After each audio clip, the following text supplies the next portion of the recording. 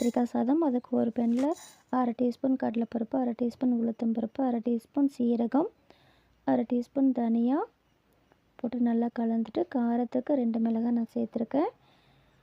உங்களுக்கு எவ்வளோ தேவையோ சேர்த்துக்கோங்க. 1 டேபிள் ஸ்பூன் வேர்க்கடலை சேர்த்து நல்லா ட்ரையாகவே நல்லா வறுத்து எடுத்துக்கலாம். இதை அரைக்கும்போது கொஞ்சமாக கொப்பரை தேங்காய் சேர்த்து அரைச்சி ரெடி பண்ணி வச்சுக்கிட்டேன். கத்திரிக்காய் பார்த்திங்க அப்படின்னா நீளமாக கட் பண்ணி எடுத்து வச்சுருக்கேன்.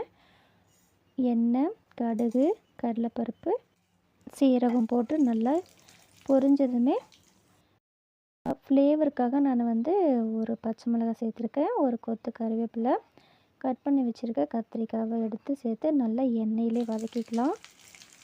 ஒரு தக்காளி கட் பண்ணி போட்டிருக்கேன். தேவையான அளவு உப்பு போட்டு நல்லா வதக்கி எடுத்துக்கலாம். மஞ்சத்தூள் சேர்த்துட்டு நல்லா வதக்கி எடுத்துக்கலாம். எண்ணெயிலே வதங்கணும். ஒரு வேளை தேவைப்பட்டால் தண்ணி கொஞ்சம் தெளித்து நம்ம வதக்கி எடுத்துக்கலாம். பாருங்கள், இந்த அளவுக்கு நல்லா வெந்துருச்சு. அரைச்சி வச்ச மசாலாவை சேர்த்து நல்லா கலந்துட்டு வடித்து ஆற வச்ச சாதம் போட்டு நல்லா கலந்து எடுத்துக்கலாம்.